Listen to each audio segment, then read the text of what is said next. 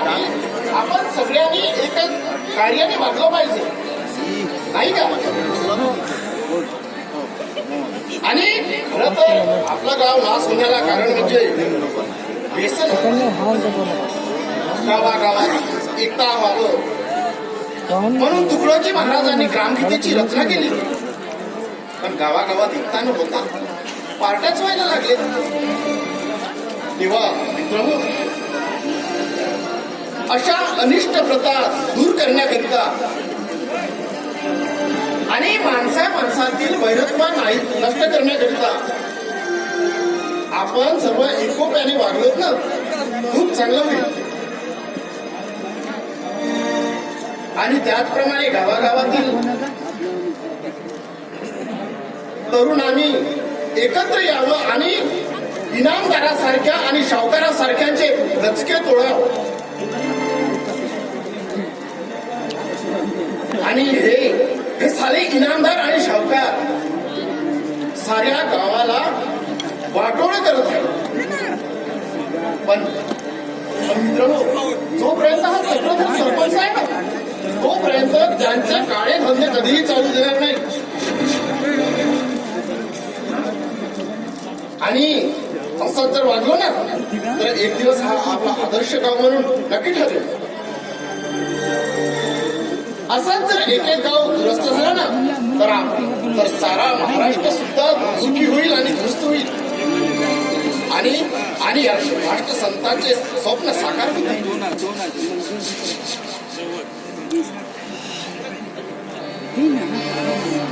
अरे मित्रांनो, असं आणि मला सांगा, नुसते कल्पना करून फायदा तरी काय? आपल्या कर्तव्याला अधिक महत्व आहे. नमस्कार सरपंच साहेब. नमस्कार doctor Manohar. Morning. Good morning. तर काय म्हणताय तुमची बाई? नाही रे, सहजच नव्याने कारभार. अच्छा, गावकऱ्यांची चर्चा चालू होते माझ्या. हो काय? बरोबर. अरे कधी आला? ठीक आहे, आता चालू आहे मी. सरळ इकडे. म्हटलं सरपंच साहेबांना भेटावं. मग काय म्हणतात, कसं काय चालू तुमचं सर्व? सगळं ठीक. सगळं ठीक ना? हो काय? बरं, तुझं कसं काय चालू आहे? काही नाही रे, आताच मी माझं MBBSचं शिक्षण पूर्ण केलं. आता नक्कीच कितीतरी दिवसानं माझा कुठल्या तरी दवाखान्यामध्ये नंबर लागेल. मग बघू काय तर. वा, अभिनंदन म्हणावा मग. आणि तुमचं देखील अभिनंदन. तुम्ही या गावचे सरपंच झालात ना, अभिनंदन. ओके, तर काय म्हणता आणखी सांगा. आणखी तर सगळं ठीक आहे. सर्व गावात खुशाली? खुशाल. अच्छा, तर तुमची मीटिंग चालू आहे ना? नाही रे, सहज चर्चा चालू होते आपल्या. हो काय?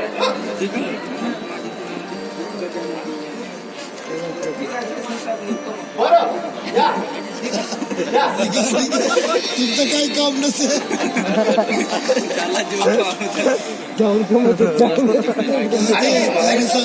आपल्या घरी न जाता सरळ तू इकडेच आलास. अरे होय मित्र,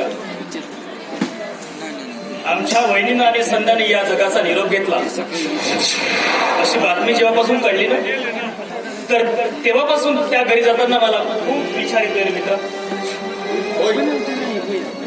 तुझी वहिनी आणि संध्याला जगाचा निरोप घेतलाय असे म्हणतात. अरे पण म्हणून तू असं थांबलास का?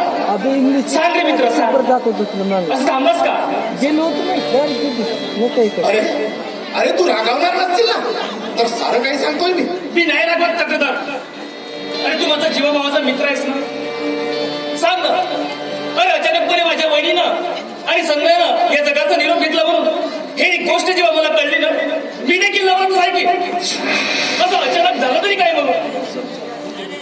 ही करणी ऐक, ही करणी तुझ्या भावाची, त्या सुभानराव इनामदाराची. अरे तू त्यावेळेस मुंबईला शिकत होतास. एक दिवस इनामदाराने भैरोबाच्या घरावर झडप टाकली आणि त्याच्या पत्नीवर बलात्कार केलाय रे.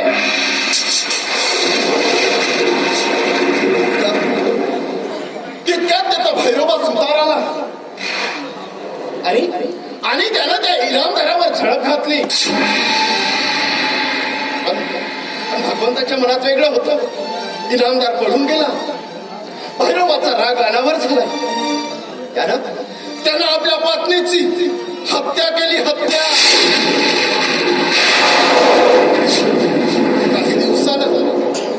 काही दिवसानं ही गोष्ट तुझ्या वहिनीला कळली आणि ती इनामदाराला शब्दाचा बोधामृत वाजू लागली. आणि हीच गोष्ट तुझ्या भावाला नाही पटली. आणि त्या क्षणी तुझ्या बहिणीला जिवंत जाळलंय रे.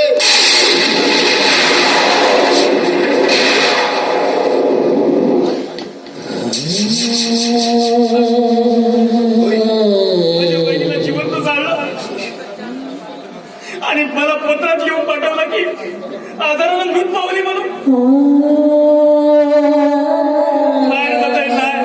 हे काय केलंयस तू?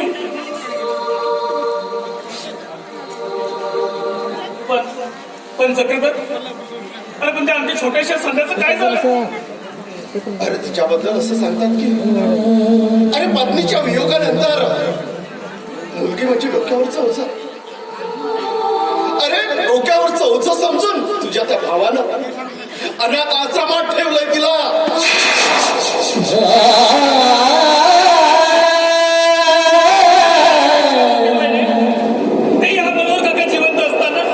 प्रसंगी माझे नोकरी बाजूला सारे पण त्या माझ्या लहानशा संध्याला मात्र मी शोधून काढेल रे चक्रधर.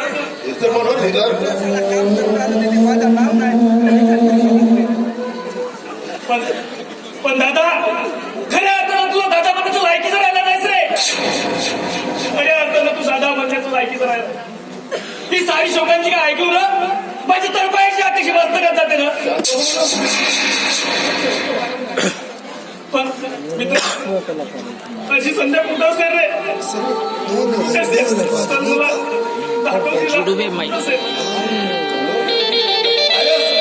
असा उतावीळ होऊ नकोस.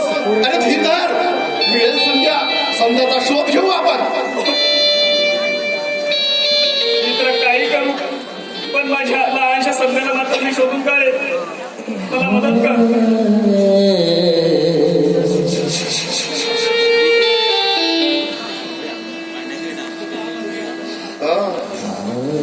कोणीतरी येत आहे वाटतं इकडेच.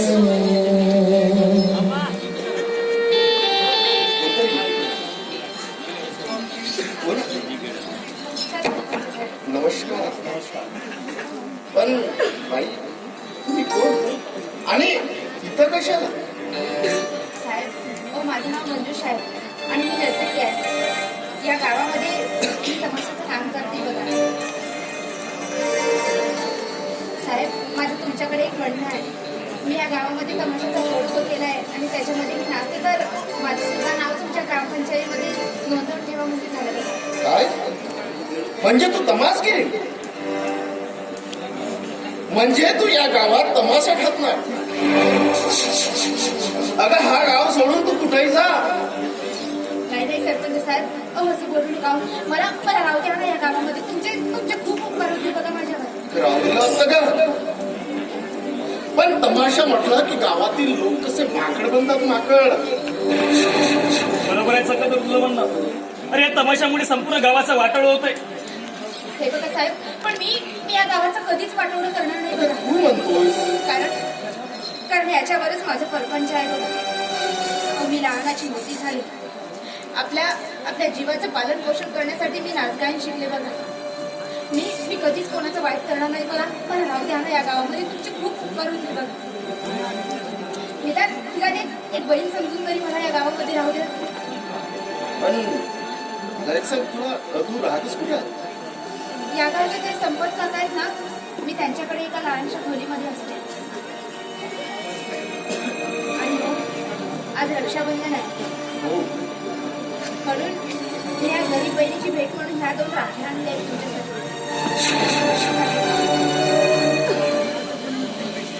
तर भाग्याची गोष्ट आहे. अरे बहिणी मिळालीस. ज्यावेळी द्रौपदीवर संकट आलं होतं ना, त्यावेळी भगवान श्रीकृष्णाने तिचा भाऊ बनून मदत केली होती. तसंच माझ्यावर येणाऱ्या प्रत्येक संकटाचं निवारण करा म्हणजे झालं. तुमचे खूप खूप धन्यवाद.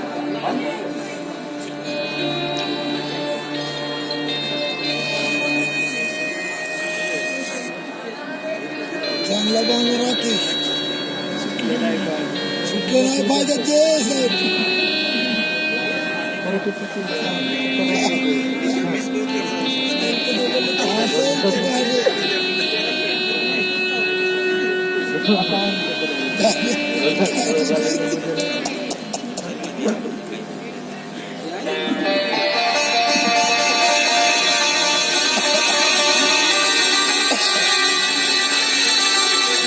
अरे पण पैसे टाके ना दोघांच्या पैसे काही नाव टाकले.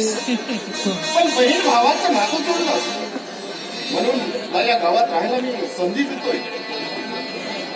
तेव्हा तू या गावात राहा. पण मला एक सांग, इथं तमाशा करायचं नाही. वाटल्या तू जवळच्या खेड्यापाड्यात जाऊन तमाशा. बरं ठीक आहे सरपंच दादा. खरं तुमचे उपकार मी माझ्या आयुष्यामध्ये कधीच विसरणार नाही बघा, कधीच नाही. बरं मला एक सांग, तुझं नाव सांग आणि तुम्ही किती जण असतात ते पण सांग. माझं नाव मंजुषा आणि माझ्या सोबतीला एक व्यक्ती असतो, त्याचं नाव दीर्घनाथ. बरं तुझं काम झालं आणि बहीण म्हणून शेवटचं सांग. आपल्या प्रपंचासाठी तू नाचगाणे कर, पण या गावाचं वाटोळं करू नकोस म्हणजे झालं. ठीक आहे सरपंच दादा. मी तमाशामध्ये नाचगाणं करणारी नाची तरी असली ना तरी ह्या बाजारामध्ये आपल्या इज्जतीचा लिलाव मांडणारी कोणी निर्लज्ज पोरं नाही बघा. बरं माझं काम झालं, येते मी. हो.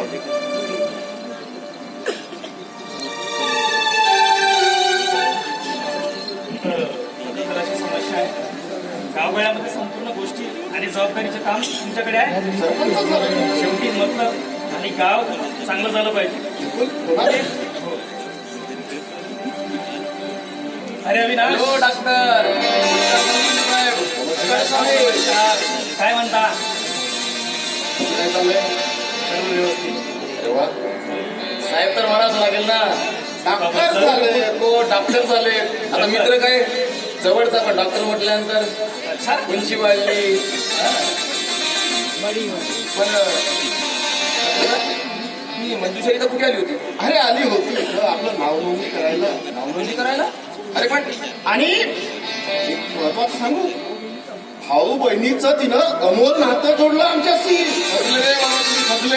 अरे एक नाचणारी बाई तुम्हाला भाऊ बहिणीचं नातं देताय, फसलं तुम्ही. असे कसे फसणारे? शेवटी बहीण मिळाली ना आम्हाला.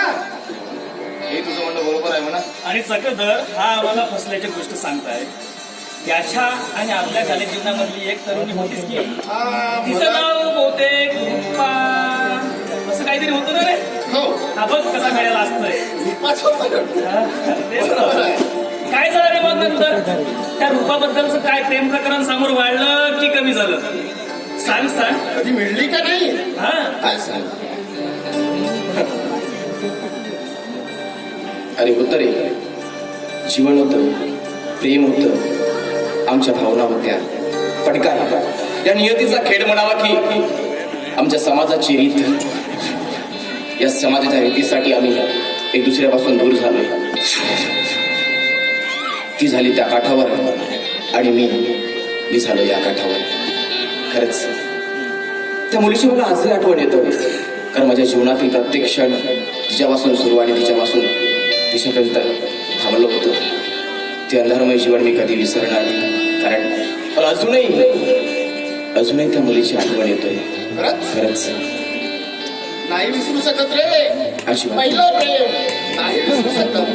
मलाच त्या मुलीची आठवण झाली, तिच्या प्रीतीची गाणी माझी बनली राणी, तिच्या प्रीतीची गाणी माझे बनले तर कंठ दाटून आला सांजे आसवानी मला आठवली मला आठवली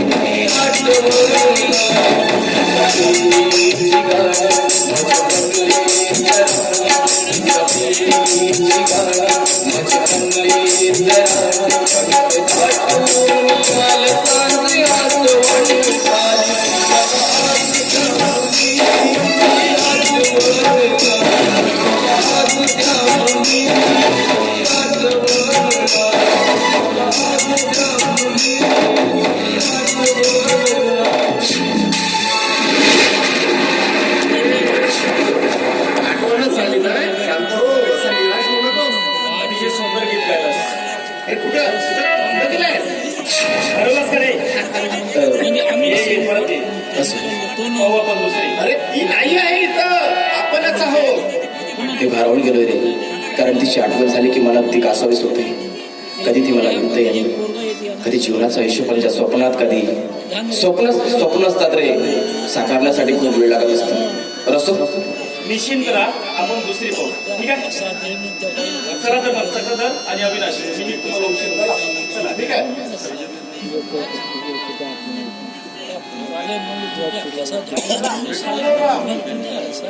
बाय.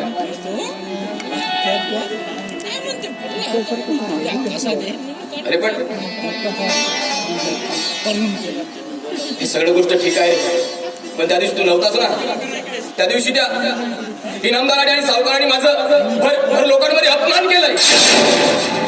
म्हणजे नेमकं केलं तरी काय केलं म्हणून काय विचारतेस? अरे गावची यात्रा होती, त्या दिवशी तू नव्हतास आणि तो म्हणून तो प्रसंग घडलाय.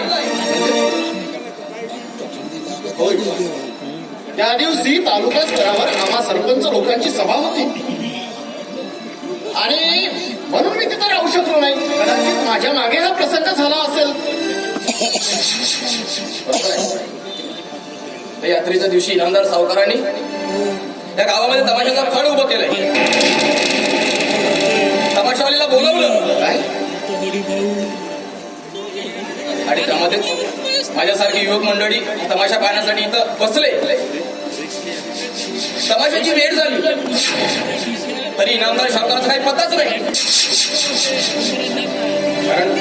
कारण संपूर्ण जनता ती वाट बघत होती की केव्हा चालू होणार. मग मला सांग, त्या एका माणसासाठी साऱ्या जनतेचा मी अपमान करू? मला ते सहन झालं नाही आणि मी माझ्या स्वतःच्या किमतीवरती तमाशाला सुरुवात केली. अरे पण नेमकं झालं तरी काय? तिथंच तो तमाशा चालू असतानाच त्या इनामदाराने येऊन मला धमकी दिली. आणि एवढंच नाही तर त्यांनी माझ्या गळावर सुद्धा मारलं.